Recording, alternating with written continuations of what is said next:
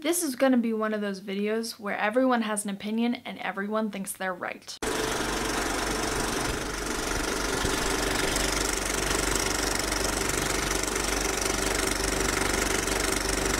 I never actually planned on going to film school. When I went to school, I planned on becoming an Olympic equestrian rider and writer. So the fact that I went to a school that had a major called media communications with an emphasis in film, broadcast, design, and audio production meant nothing to me. And from what I remember, there wasn't like a sudden moment where I was like, I must be a filmmaker.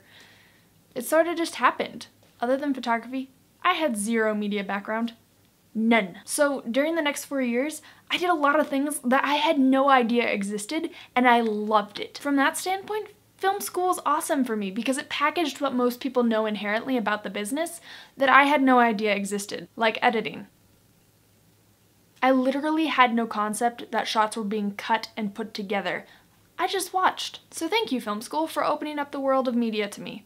I had no idea. That was why I needed film school #1. I was good at visual things and I loved stories, and I just couldn't stop making them in digital form. Film school #2 is an MFA program, which stands for Master of Fine Arts, and it basically means that instead of just learning what filmmaking is, I learn how to do filmmaking and I'm able to teach it at the collegiate level when I'm done. I think that's pretty cool. I've always wanted to be a quirky professor who haunts students' lives and makes their existence miserable. Look out, class of 2057. Most degrees are a Bachelor of Arts, a BA, or a Master of Arts, an MA. The F stands for fine. So when you take a Master's of Arts, you're learning about something. When you take an MFA, you're learning how to do that something and becoming a master in making it. So I'm studying to become a master at making films, basically. We don't know yet if they'll ever call me one of those. That's yet to be determined. It's not always true, and there are BFAs as well, but the idea is that you learn something that's a little bit more practical than just learning about something and writing essays on it. My MFA will be in film production.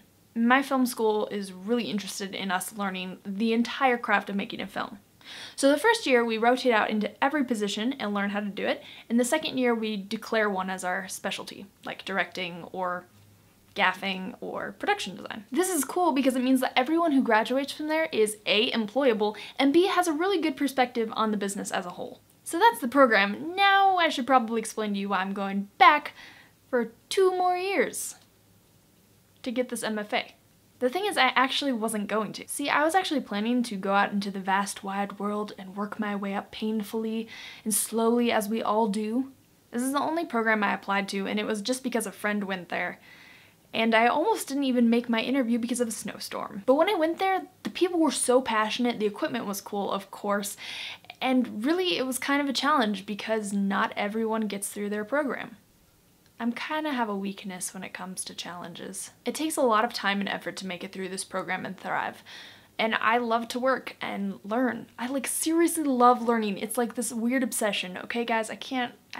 So they accepted me, gave me an assistantship, which made it possible for me to go without selling my soul. So yes, I could totally go out into the industry and learn the things I'm going to learn in the next 2 years. The idea is that those things may take me 10 years, or I may never learn what it is to be a grip or to be a Foley artist. Like, there are things that I just couldn't learn. So this kind of packages it all and helps condense it so that you can expedite the process. Also, I get to be around some really cool people who just love to make film, and that's awesome, and I'm super stoked about it. So that's why I'm going to film school twice. Wow, when you say it that way, it makes it sound like I failed or something.